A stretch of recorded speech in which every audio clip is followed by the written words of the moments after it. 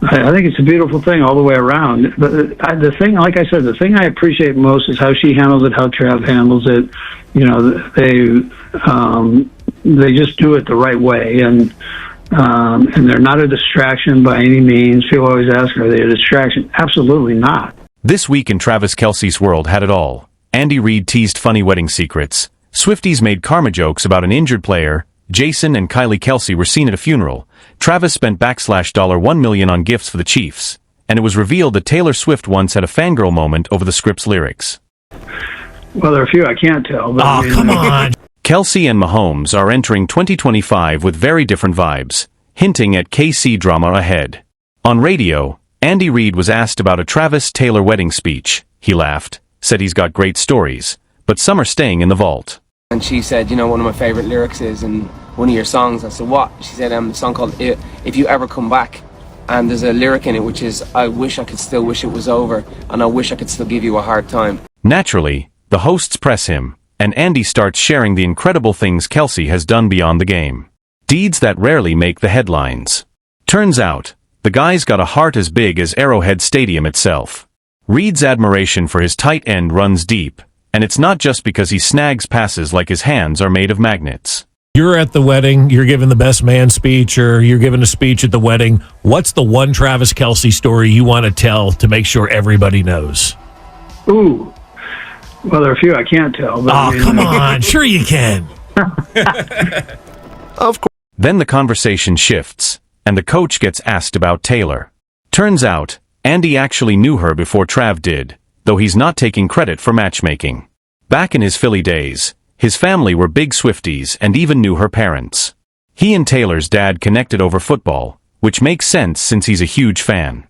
Reid laughs that Taylor might be the most famous woman in the world since the Queen passed, but he's truly impressed with how she manages the spotlight without losing her cool.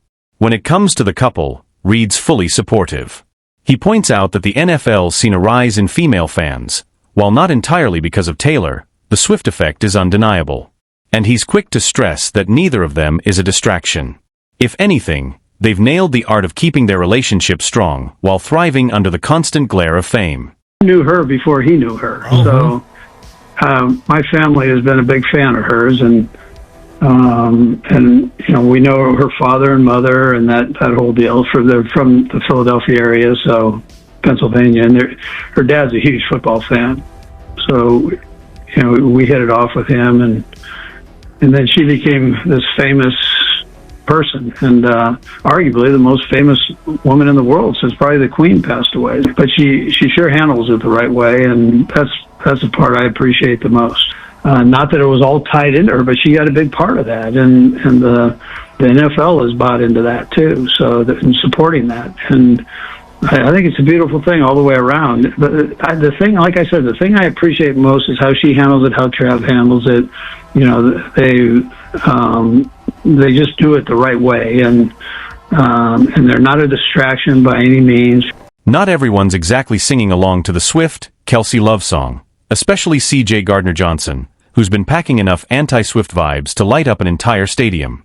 This is the same guy who, after the Eagles beat the Chiefs in the Super Bowl, jumped online to throw shade at Taylor, suggesting Trav should have stayed with his ex.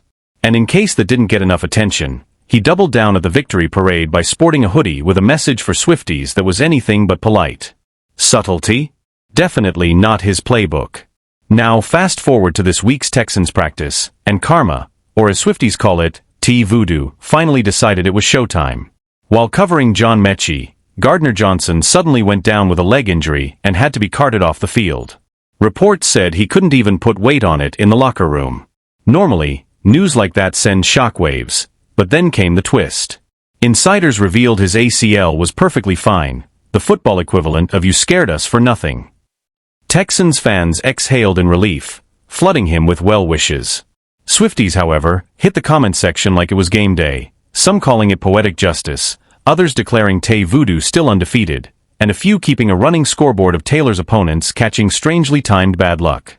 One fan summed it up: this was the find out stage of mess around and find out. Ouch. The whole situation turned into a surreal crossover between NFL drama and a witchy pop fandom, with Gardner Johnson's not-so-serious injury treated online like a cosmic halftime show, glitter, pettiness, and pure you had it coming energy. And speaking of glitter, pettiness, and karmic timing, the Kelce family just experienced a very different spotlight moment, one draped in black instead of Chiefs red. Jason and Kylie Kelce arrived at St. John Vianney Catholic Church, looking like they'd walked straight out of a Hallmark drama's emotional episode. Jason was in a sharp suit, coffee in hand, because apparently, even funerals need a caffeine kickoff. Kylie wore a simple black dress with heels, the kind of outfit that quietly says, "Yes, I'm grieving, and no, I won't trip doing it."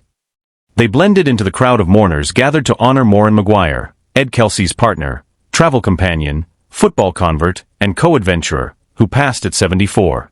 Ed stood there looking like a man who'd lost not just love, but his co-pilot through life's journeys.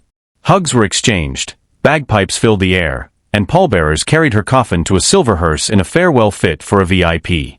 Notably absent from the service were Travis and Taylor. Instead of attending the service, Travis was spotted pounding out wine sprints at Chiefs training camp, maybe working up a sweat to shake off the guilt. Taylor Swift was nowhere in sight, though Ed had once shared sweet photos of her with Morin, including one where Morin playfully claimed Ed as her boyfriend after Taylor snapped a selfie with him. By all accounts, the two clicked better than most in-law pairings. The church was only a short drive from Jason's $6 million Havford mansion, but parking was such chaos that some mourners ditched their cars at a nearby supermarket. Police even arrived in unmarked vehicles to keep traffic moving, because nothing says celebrity-adjacent funeral like crowd control. Morin's obituary didn't reveal how she and Ed first crossed paths, but it painted her as someone who lived life to the fullest. Concerts, sporting events, adventures, and the companionship of her loyal dogs, Butch and Toe. In lieu of flowers, Ed requested donations to the Penn Heart Transplant Fund, honoring the surgery that granted her more precious years. Meanwhile, Travis has been playing Santa Claus with a Super Bowl ring, minus the sleigh, plus the jingling of Rolex watches and Louis Vuitton zippers. Reports say he and Patrick Mahomes teamed up to gift the team $1 million worth of luxury gear, including backpacks worth more than most people's first car. We're talking Rolex watches, Louis Vuitton backpacks, and wine bottles so exclusive you'd think twice before pulling the cork. Each player's haul reportedly tops $17,000, the kind of luxury that makes you forget about brutal two-a-days and those painfully awkward ice baths. Word around the locker room is this could be Travis's final season, which might explain why he's gone full Oprah mode. You get a watch. You get designer luggage. You get wine that could make a grown man tear up. But this isn't just some lavish shopping spree for the Instagram flex. It's a calculated rallying cry, a way to fire up the squad after last season's Super Bowl dreams went sideways. And honestly, if I was getting geared up like that, I'd run through a brick wall for the man. Heck, I'd even carry his helmet between plays. Speaking of teamwork, flair, and a little trash talk, Taylor Swift fans just got blindsided by a curveball they never saw coming. Turns out their queen isn't just dominating the music charts, she's also a certified script fangirl. According to the Script's frontman, Danny O'Donoghue, Taylor once gushed over his lyrics the way fans obsess over her own bridges. Danny spilled the tea in a casual TikTok, sitting on a park bench like he was about to hand out life advice. Instead, he detonated a Swiftie-sized bombshell. He took it back to her Red Tour days in London, when he joined her on stage to perform Break Even. Backstage, the two swapped thoughts on songwriting, because of course that's what lyrical heavyweights do. Taylor, then just 24, revealed her favorite line from their track If You Ever Come Back, the one about wishing you could still wish it was over. So we were backstage, we were doing a duet in the O2, we were talking about lyrics, and she said, you know, one of my favourite lyrics is in one of your songs. I said, what? She said, the song called If You Ever Come Back, and there's a lyric in it which is, I wish I could still wish it was over, and I wish I could still give you a heart. Danny dropped the ultimate twist. If he's a Swiftie, then Taylor's now a scriptie. I mean, I'm a Swiftie, but I guess Taylor's a scriptie, he laughed. That's all it took for the internet to explode. Swifties flooded the comments screaming, my two worlds just collided, full attention locked. Continue. Some sat frozen in emoji shock, while others were already engineering fandom mergers like corporate deals. In minutes, reunion demands took off faster than front-row friendship bracelets. Fans begged for another collab, maybe even a mashup, insisting that Right Where You Left Me would mesh perfectly with a man who can't be moved. And honestly, they might be onto something big. Picture the emotional wreckage that mashup could unleash. Fans would need tissues, group therapy, and maybe a snack intermission. That kind of theatrical drama is right in Travis Kelce's wheelhouse, just not on the field. Because when it comes to football, Kelce's all about the delete it and move on lifestyle. Word is, he and Patrick Mahomes aren't exactly syncing up their mindsets for the 2025 season. Mahomes is deep in reflect and perfect mode, rewatching game film like it's a horror flick, circling missed throws as if they'd personally wronged him. His mission, laser focus, surgical execution, and making life so easy for the defense they can sit back while he dices opponents with pinpoint passes. Kelce? Whole different vibe. That Eagles loss? He dumped it in the mental trash, lit it up, and probably toasted a marshmallow over it. Off-season arrived, and he bolted toward it like the last beer at happy hour. Sources say he's locked in for year 13, shedding 25 pounds after admitting he carried some extra 2024 baggage.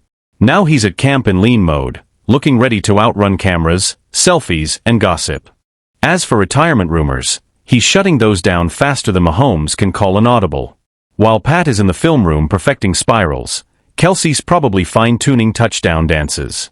Both believe their way works, but that clash in approach? Yeah, the locker room's definitely going to feel it. That's all for this one. Catch you in the next play.